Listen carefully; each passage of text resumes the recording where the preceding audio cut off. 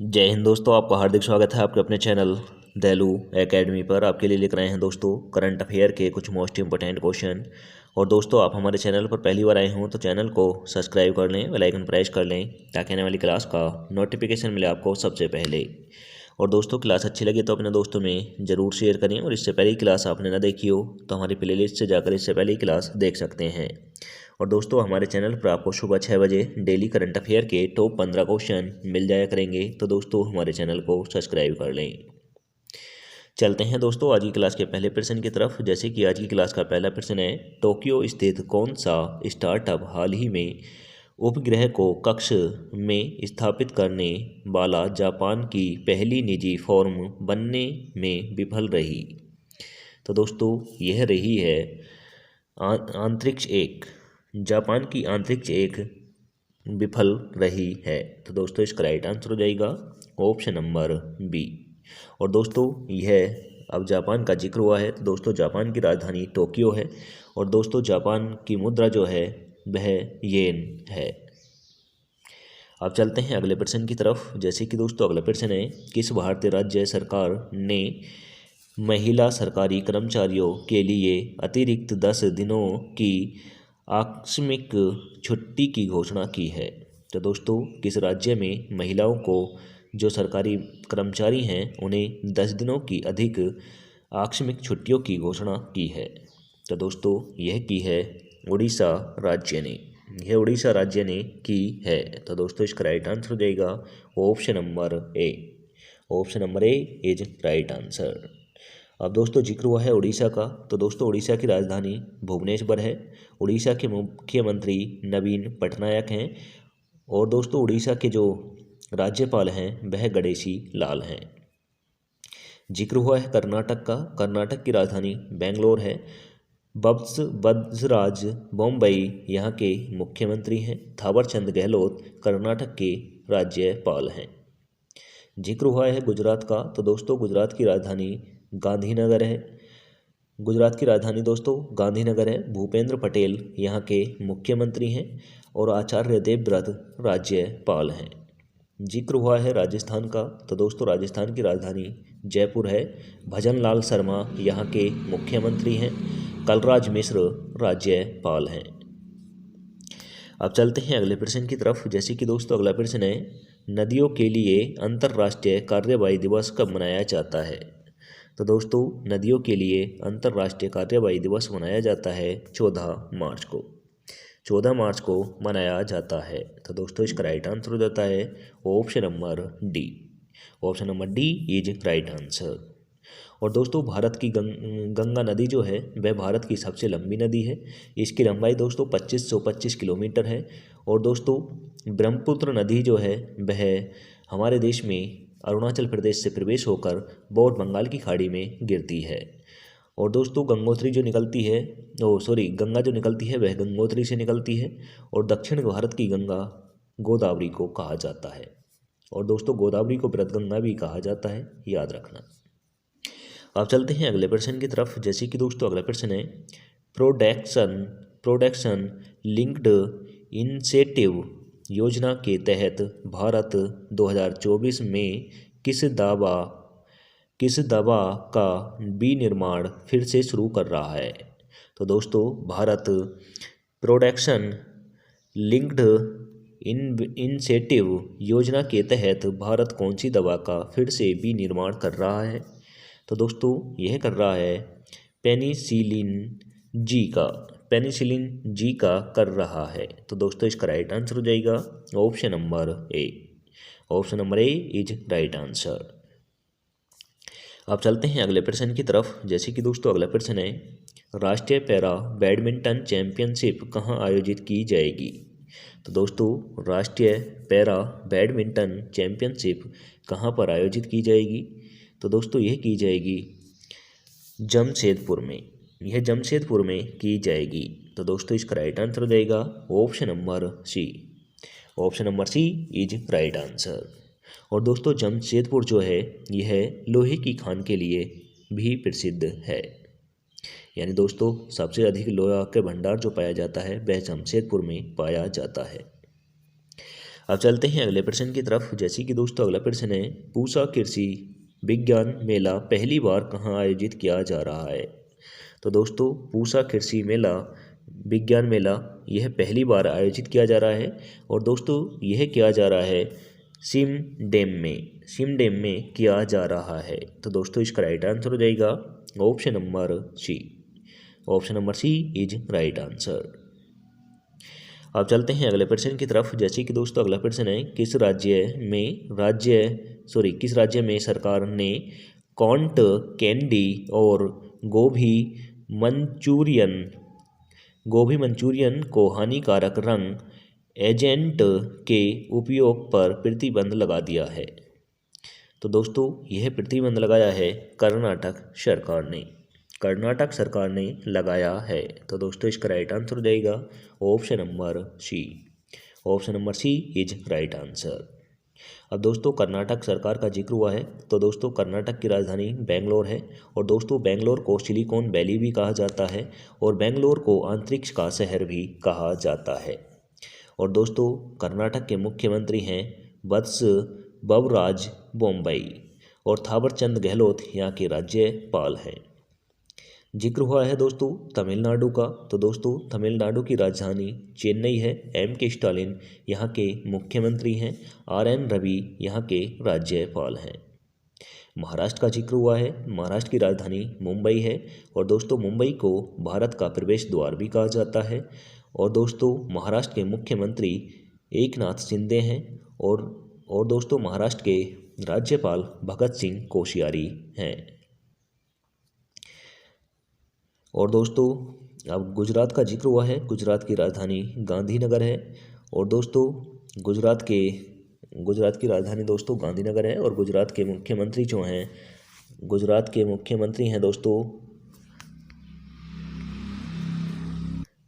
मुख्यमंत्री भूपेंद्र पटेल हैं। आचार्य देवव्रत गुजरात के राज्यपाल हैं। अब चलते हैं अगले प्रश्न की तरफ। जैसे कि दोस्तों अगला प्रश्न है, पाकिस्तान के 14वें राष्ट्रपति के रूप में किसने शपथ ली है। तो दोस्तों पाकिस्तान में 14वें राष्ट्रपति के रूप में किसने शपथ ली है। तो दोस्तों यह ली है आसिफ अली जरदारी ने। आसिफ अली जरदारी पाकिस्तान के 14वें राष्ट्रपति बने हैं। तो दोस्तों इसका राइट आंसर हो जाएगा option number A. Option number A is right answer.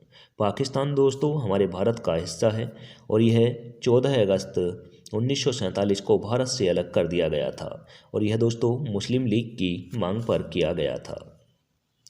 अब दोस्तों पाकिस्तान का जिक्र हुआ है, तो दोस्तों पाकिस्तान की राजधानी इस्लामाबाद है, मुद्रा रुपया है। अब चलते हैं अगले प्रश्न की तरफ। जैसे कि दोस्तों अगला प्रश्न है, विश्व नल साजी दिवस प्रतिवर्ष कब मनाया गया। तो दोस्तों विश्व नल साजी दिवस प्रतिवर्ष कब मनाया जाता है। तो दोस्तों यह मनाया जाता है 11 मार्च को मनाया जाता है। तो दोस्तों इसका राइट आंसर हो जाएगा option number C. Option number C is right answer. अब चलते हैं अगले प्रश्न की तरफ। जैसे कि दोस्तों अगला प्रश्न है, किस संगठन ने रक्षा मंत्रालय के साथ 34 ALH ध्रुव हेलीकॉप्टरों के लिए 80-73 करोड़ रुपए का सौदा तय किया है। तो दोस्तों 8,073 करोड़ रुपए का सौदा रक्षा मंत्रालय ने 34 ALH ध्रुव हेलीकॉप्टरों के लिए किया है। और दोस्तों यह किसके साथ किया है। तो दोस्तों यह किया है HAL के साथ किया है। तो दोस्तों इसका राइट आंसर हो जाता है option number A. Option number A is right answer. अब चलते हैं अगले प्रश्न की तरफ। जैसे कि दोस्तों अगला प्रश्न है, भारतीय भूवैज्ञानिक सर्वेक्षण ने किस भारतीय राज्य में सुपर ग्रुप के स्ट्रीग्राफिक कॉलम का अनावरण किया है। तो दोस्तों यह किया है आंध्र प्रदेश ने किया है। तो दोस्तों इसका राइट आंसर हो जाएगा option number B. Option number B is right answer. अब दोस्तों आंध्र प्रदेश का जिक्र हुआ है तो दोस्तों आंध्र प्रदेश की राजधानी अमरावती और हैदराबाद थी, और इन दोनों को चेंज कर कर अब दोस्तों यहाँ की आंध्र प्रदेश की राजधानी त्रिवेंद्रपुरम कर दी गई है। और दोस्तों यहाँ के जो मुख्यमंत्री हैं वह जगन मोहन रेड्डी हैं। बिश्वभूषण हरिचंदन यहाँ के राज्यपाल हैं। अब दोस्तों तमिलनाडु की राजधानी दोस्तों चेन्नई है। M.K. स्टालिन यहाँ के मुख्यमंत्री हैं। R.N. रवि यहाँ के राज्यपाल हैं। कर्नाटक की राजधानी बेंगलोर है। बेंगलोर को सिलिकॉन वैली भी कहा जाता है, और दोस्तों अंतरिक्ष का शहर भी बेंगलोर को कहा जाता है, और दोस्तों वैज्ञानिक सिटी भी बेंगलोर को कहा जाता है। महाराष्ट्र की राजधानी मुंबई है। मुंबई को भारत का प्रवेश द्वार भी कहा जाता है, और मुंबई को भारत की आर्थिक राजधानी भी कहा जाता है।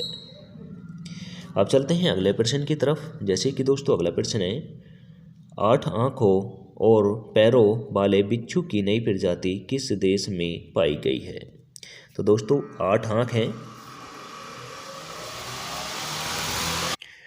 तो दोस्तों 8 आँख और 8 पैरों वाले बिच्छू की नई प्रजाति किस देश में खोजी गई है?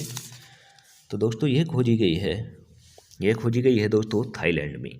थाईलैंड में 8 आँखों और 8 पैरों वाला बिच्छू पाया गया है। तो दोस्तों इसका राइट आंसर हो जाता है option number D. Option number D is right answer. अब जिक्र हुआ है दोस्तों थाईलैंड का, तो दोस्तों थाईलैंड की राजधानी बैंकॉक है और बाहत यहाँ की मुद्रा है। थाईलैंड की राजधानी बैंकॉक है और बाहत यहाँ की मुद्रा है। अब दोस्तों ऑस्ट्रेलिया की राजधानी कैनबरा है, यह भी नोट कर लें। और दोस्तों डॉलर यहाँ की मुद्रा है। ऑस्ट्रेलिया की मुद्रा डॉलर है और कैनबरा राजधानी है। और दोस्तों अब यहाँ पर भारत का जिक्र हुआ है। भारत की राजधानी दिल्ली है, मुद्रा रुपया है, रक्षा मंत्री राजनाथ सिंह हैं, और दोस्तों गृह मंत्री अमित शाह हैं, और प्रधानमंत्री श्री नरेंद्र मोदी जी हैं। और दोस्तों हमारे देश में अब लोकसभा चुनाव होने जा रहे हैं, और दोस्तों यह लोकसभा चुनाव 4 चरणों में होंगे। और दोस्तों लोकसभा जो है वह हमारे संविधान में अनुच्छेद 81 में है, यह भी याद रखें। और संसद का यह अंग होता है। संसद के अंग 3 होते हैं, एक राष्ट्रपति अनुच्छेद 52 में होते हैं। राज्यसभा होती है, और राज्यसभा दोस्तों 80 में होती है। और दोस्तों संसद जो होती है यह 79 में होती है, अनुच्छेद 79 में होती है, यह भी याद रखें। अब चलते हैं दोस्तों अगले प्रश्न की तरफ। जैसे कि दोस्तों अगला प्रश्न है, भारत और बांग्लादेश पर्यटन मेला कहाँ आयोजित किया गया?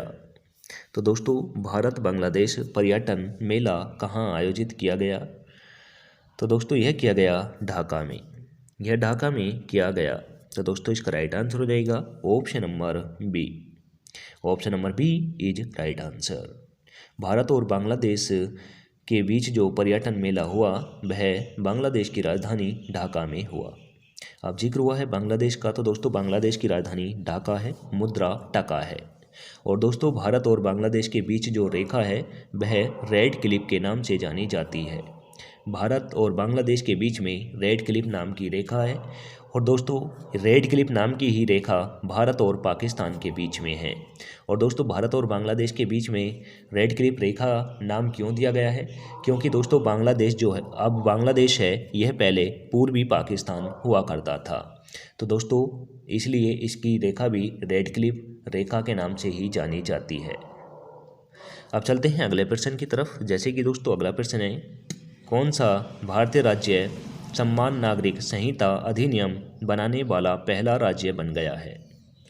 तो दोस्तों भारत का पहला कौन सा राज्य ऐसा है जो नागरिक संहिता यानी दोस्तों UCC अधिनियम बनाने वाला पहला राज्य बन गया है? तो दोस्तों यह बना है उत्तराखंड। यह उत्तराखंड बना है। तो दोस्तों इसका राइट आंसर हो जाएगा option number C. Option number C is right answer. और दोस्तों उत्तराखंड जो है इसकी राजधानी देहरादून है, और देहरादून को दोस्तों बननगरी के नाम से भी जाना जाता है। यहाँ के मुख्यमंत्री पुष्कर सिंह धामी हैं, गुरमीत सिंह राज्यपाल हैं। और दोस्तों उत्तराखंड को पहाड़ों की रानी यानी दोस्तों उत्तराखंड को देवों की नगरी भी कहा जाता है। अब जिक्र हुआ है दोस्तों राजस्थान, गुजरात और महाराष्ट्र के बारे में हम पीछे कर चुके हैं जिक्र। और दोस्तों यह जो उत्तराखंड है यह उत्तर प्रदेश का एक हिस्सा हुआ करता था और यह दोस्तों सन 2000 में इसको मतलब भारत से उत्तर प्रदेश से अलग कर एक अरुणाचल प्रदेश के नाम से एक राज्य बना दिया गया था। और दोस्तों यह उत्तर प्रदेश के 13 जिलों को काटकर बनाया गया था। अब चलते हैं दोस्तों आज की क्लास के लास्ट क्वेश्चन की तरफ। जैसे कि आज की क्लास का लास्ट क्वेश्चन है, सिपरी रिपोर्ट के अनुसार 2019 से 2023 के बीच किस देश को दुनिया के शीर्ष हथियार आयातक के रूप में पहचाना गया? तो दोस्तों 2019 से 2023 के बीच कौन सा देश सबसे अधिक घातक हथियार खरीदने में सक्षम है? तो दोस्तों इसमें है हमारा देश भारत। हमारे देश भारत ने 2019 से और 2023 के बीच सबसे अधिक हथियार खरीदे हैं। तो दोस्तों इसका राइट आंसर हो जाता है option number B. Option number B is right answer. और दोस्तों यह रिपोर्ट जो जारी की है यह की है SIPRI ने, यह याद रखना।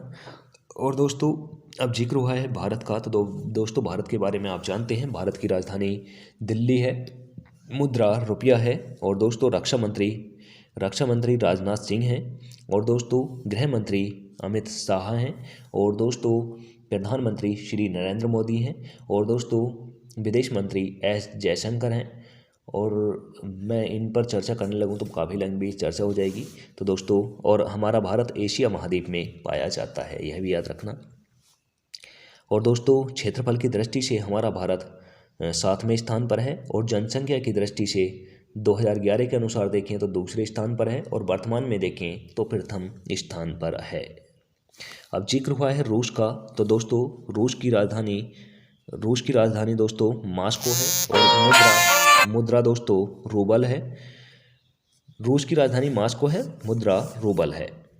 संयुक्त राज्य अमेरिका का जिक्र हुआ है, तो दोस्तों इसकी राजधानी वाशिंगटन DC है और मुद्रा डॉलर है। पाकिस्तान का जिक्र हुआ है, पाकिस्तान की राजधानी इस्लामाबाद है, मुद्रा रुपया है। और दोस्तों पाकिस्तान और भारत के बीच में जो रेखा है उसे रेड क्लिफ नाम के नाम से जाना जाता है। अब चलते हैं इसी के साथ टेस्ट वाले क्वेश्चन की तरफ, जिसका आंसर आप सभी को कमेंट करके देना होता है। तो दोस्तों आप सभी में से एक राज भाई हैं जो इसका आंसर कमेंट करके देते हैं और डेली कमेंट करते हैं और सही आंसर बताते हैं। तो दोस्तों आशा करता हूँ उन्हीं की तरह आप भी आंसर कमेंट करके डेली दिया करें। और दोस्तों आपके लिए आप पर डे उठकर एक अपना टारगेट बनाया करें। आप चाहे कोई भी काम कर रहे हैं एक टारगेट बनाएं और उस टारगेट को किल करने में पूरा दिन लगा दें, यानी अचीव करने में उसे पूरा दिन लगा दें। और दोस्तों आप ऑटोमेटिकली देखेंगे आपकी लाइफ में चेंजिंग आने लगेंगे, यानी आप सक्सेसता की तरफ दौड़ने लगेंगे। तो दोस्तों आशा करता हूँ आप अपना गोल डेली बनाया करेंगे। तो दोस्तों क्वेश्चन है आज का, भारत के नवनियुक्त चुनाव आयुक्त कौन बने हैं? तो दोस्तों वर्तमान में चुनाव आयुक्त कौन है यह आपको कमेंट करके बताना है। ऑप्शन नंबर ए में दे रखा है दोस्तों Sukhbir Singh Sindhu. Option number B में दे रखा है Ramesh Kumar. Option number C में दे रखा है दोस्तों Amitabh Kant. Option number D में दे रखा है दोस्तों रघुपति वेंकटेश। आंसर कमेंट करके दें। और इसी के साथ दोस्तों आज की क्लास समाप्त होती है। आपको क्लास कैसी लगी कमेंट करके ज़रूर बताएं। और दोस्तों हमारा टारगेट रहता है 10,000 व्यूज पर डे का। यह टारगेट दोस्तों क्यों है, क्योंकि यह टारगेट जिस दिन हमारा अचीव हो गया तो दोस्तों उस दिन से हम आपको डिजिटल बोर्ड के माध्यम से डेली आपको वन डे एग्ज़ाम की जितनी भी थ्योरी क्लासेज होती हैं वह थ्योरी क्लासेस हम फ्री ऑफ कॉस्ट आपको प्रोवाइड कराएंगे। तो दोस्तों अगर आप भी चाहते हैं आपको क्लासेस फ्री ऑफ कॉस्ट मिलें तो दोस्तों यह हमारा टारगेट 10,000 व्यूज का जो है इसे कंप्लीट कराने में हमारी मदद करें। दोस्तों आज की क्लास इसी के साथ समाप्त करता हूँ। मिलूंगा नेक्स्ट क्लास के साथ। जय हिंद, वंदे मातरम।